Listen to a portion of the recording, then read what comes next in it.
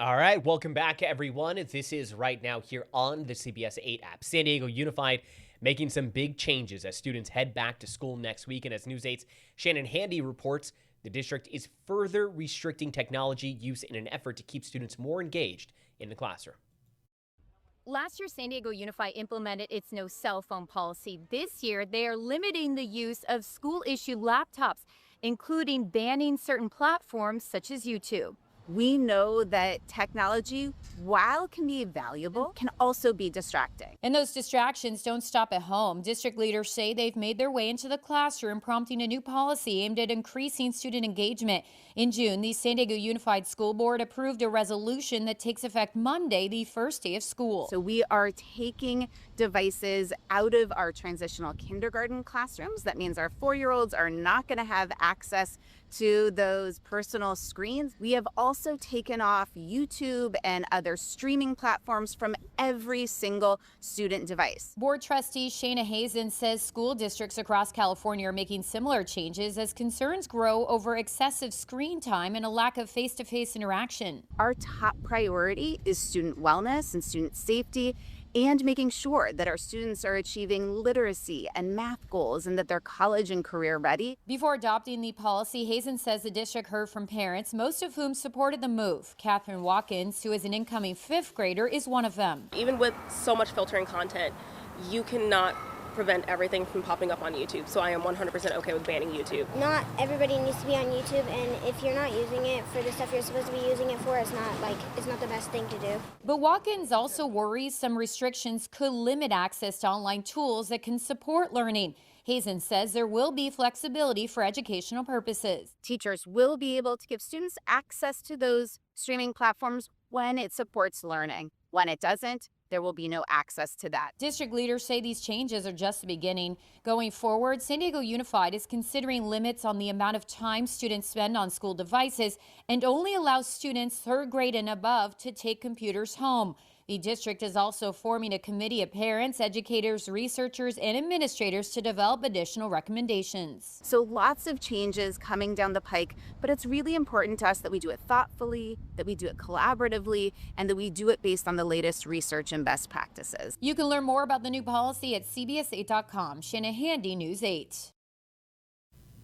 Okay, and as you see right here on your screens, we have our Shannon Handy now joining us here in studio. Shannon, I think what's really interesting about this topic is because we saw the floodgates get opened when it came to technology in the classroom.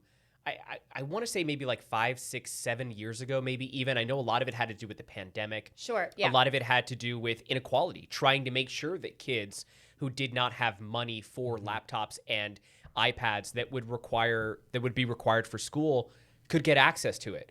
But it seems like this is the reeling back in, right? Mm-hmm. This is the phase where we're getting back to normal. Is that how trustees and district employees are sort of describing it? Exactly. So you hit the nail on the head right there. It was during COVID where they wanted to ensure that each student got their own Chromebook. My kids were too young. They were still preschool baby age at the time, and now they're both San Diego Unified students. But that kind of started this where the students got used to having their own Chromebooks. And even at a very young age, I'm trying to recall, I believe when my daughter was in 1st grade, she was able to start bringing her Chromebook home. Yeah. So it's become the norm. And we were talking about this during the break. It's interesting how there have been so many advancements when it comes to technology in every facet of our life, including education. And we're at a point now where we're having to put our hands up and say, whoa, whoa, whoa, this is going too fast. Let's dial it back. And it's because of what we've done so many stories on. These kids have too much screen time.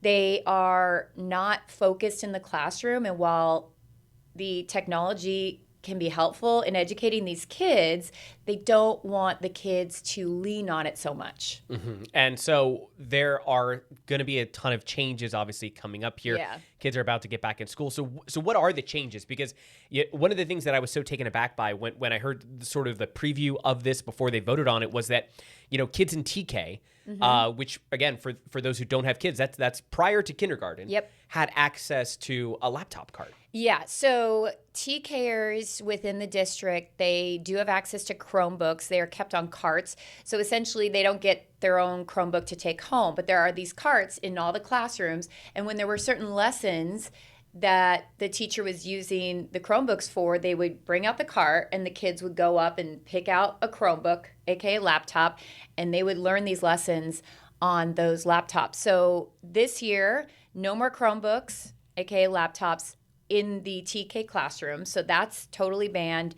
They just want kids to be young 4 and 5-year-olds and play and learn about things not from a computer. And then another change, as you heard her mention, and this is a really big one, is that they're banning streaming platforms such as YouTube, gaming, things like that from the Chromebooks. Now, of course, the question was asked, well, what if you need these programs? You know, you're in a broadcast journalism class and you're editing videos, or you need to learn how to play the piano and there's this great tutorial on YouTube. Teachers can bypass these blocks, but kids who are allowed, by the way, to bring the Chromebooks home, they won't be able to use it for YouTube and stuff like that. And that is another change actually after Christmas break. The only children who will be able to bring their laptops home are going to have to be 3rd grade and older. So they're going to change that as well. Was there something done also that it would limit app time or screen time during a certain certain hours of the day, so to try to, you know, increase time with family, right? That like wasn't it something where like certain apps won't work between like hours of like 4 and 8 or something like that? There wasn't any discussion about that yesterday in the district's announcement, but it was mentioned to me that throughout the year there's going to be more changes. I mentioned the 3rd graders. One of the other changes that they're looking at is to actually put screen time limits. So in other words, how much time can students actually spend on their Chromebooks in the classroom? And so right now they're looking at what the appropriate time is. They haven't put any structure into that, but that's coming down the line. Yeah. All right, so now you've got your journalist hat on. Let's throw mom hat on. This is good news, right? I think objectively we can say that it's good news to hear that the district is trying to do something about this, right? Absolutely. I mean, I think as parents we can all agree, at least in our household, that it's really hard to peel our kids away from screen time, and we've try to come up with creative solutions to do that. I know it's different in every household, but I don't think they need access to those platforms unless it really is for an educational program or it really is being used to teach. So I did ask the board trustee who I interviewed, I said, what was the pushback like, if any, before this vote? Did you just vote or did you hear from people? And she said, oh no, we did several meetings. And I'm sure we covered it, but we do so many stories every day. It's hard to look back in June. And she says, no, we heard from a number of parents, teachers, administrators, and there was very, very little pushback. If there's pushback, it's usually going to come from the students. But from what I'm hearing, everyone's happy about it. And yesterday, when we were at the district doing these interviews, there was actually a conference or a training for some of the staff members, and they were asking the media, what are you doing here? And I was explaining to them what was going on, and every single one said, bravo. I was just about to add, that was going to be my next question, is how are teachers and staff responding? They are ecstatic because they told me yesterday off camera, these staff members, these teachers, it is so hard to get these kids to focus when they have access to these Chromebooks and they can go on these sites. And yeah, there's regulations within the classroom and the teacher monitors and this, that, and the other. But they said these kids are just not focusing on the task at hand. And we are just losing these kids to these devices. And this is something that has been studied. So I don't think anyone can argue it. I think, again, technology is great, such a useful tool. We just have to find that balance. And I think that what's striking too is that these, you know, you mentioned that there were, you know, regulations in place or sort of things in place to try to keep kids at bay from going on apps they're not allowed to use. But these kids are smart. These kids figure this out even quicker than us. It's not like we're, you know, the generation that didn't have like a cell phone or didn't, like, they can figure it out and quickly. Absolutely. I mean, I have a 6 and a 9-year-old, and sometimes they're teaching me how to do things on their iPad or whatnot, or how to find something on YouTube on the TV. It's crazy. It's really crazy, and I still try to wrap my head around it. And what I can tell you, Chris, and I'm sure you agree, is I love what technology has done, but I am so glad that we grew up in an era where we were not so, you know, we weren't leaning on these things as much as the kids are now. It almost feels more authentic. And Jack, you got some of that too as well when you were growing up. I mean, it was just starting to kind of grow at that point, but I don't know. I just feel like we had a more authentic childhood. This was included in my classroom. I graduated in 2019, so just 9 months before the pandemic. So all the post-COVID realities that we see, parents like yourself and you handle is something that I can't necessarily relate to as much because I didn't necessarily understand it to that extent. What I will say, and I think you make a really good point here, Chris, is just how smart these kids are with technology nowadays. So I want to ask you, does the school district have any plan in place if, for example, there's a lot of different video streaming sites out there? Are they all covered? Are they all covered? Is there some sort of guideline as to what qualifies and disqualifies? Because the first thing I think of is I could probably name 5 different video streaming sites right now that I'm sure the school district does not know of. Is there an active re-amendment process for this resolution to kind of find those bugs? It's a valid question. And I think with any big change, especially with a school district the size of San Diego Unified, you got 95,000 kids, there's going to be a learning curve. Yeah. And I think what's going to happen is they're going to have to address those things, discover what those streaming platforms are that maybe aren't blocked, and then add to the security of it. I will bring up one point, though. I did ask a mom yesterday her thoughts, and of course she was like, no YouTube, ban it. That's great. Yeah. She raised a really valid concern. She said, my only concern is that our kids are so used to learning things on the laptop that the readjustment is going to be very difficult for these kids.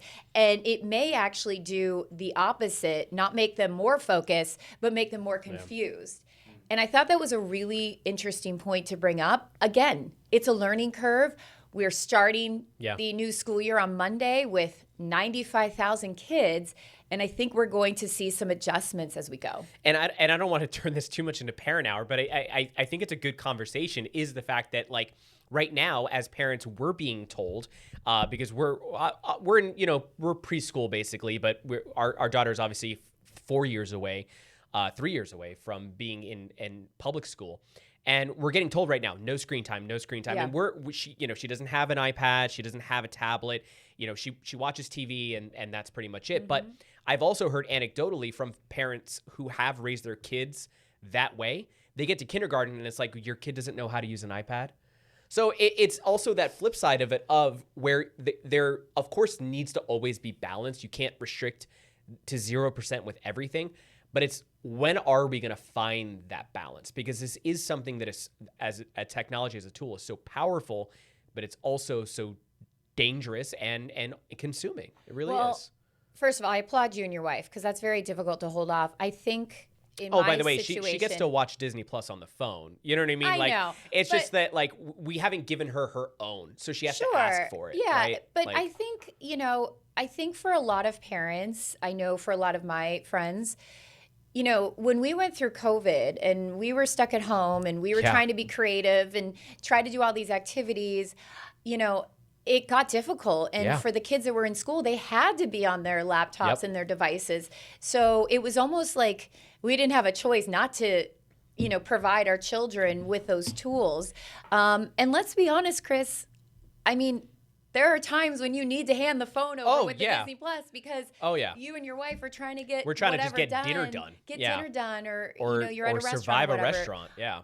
Look, there's not one size fit all when it comes to the solution as to kids and screen time. And we could do a whole segment about this, so I'm going to try and limit my words. But I would love to come back and talk about this. I always say, every family will figure it out for themselves. Exactly. Yeah. But my advice is just be cognizant of it. Yeah. Be cognizant of making sure that you are giving your children options and not just handing them the screen as soon as they get bored. Yeah. And I'm not a saint. My husband and I, we give our kids screen time, but we have tried to find a better balance. And, we've had to make adjustments to our rules in our household, and it's a process. Yeah. And just even back to the whole, like, kids figuring it out thing. The thing that has scared me the most is how quickly my 2.5-year-old figured out how to take pictures using my phone, because I left my phone. I left my phone locked. We took her golfing, and there was like a 5-minute documentary that she filmed of, like, me playing golf, like her looking at animals. And I'm like, you're 2.5. How did you do this? You know what? It would probably go viral, Chris. Yeah, I right? mean, those Yeah. are the videos people So, like to see. It is crazy how quickly kids pick it up. It's a useful tool. It's all about balance. And I think that that's sort of maybe where we're starting to go to Yeah. as a society of parents and students and kids. So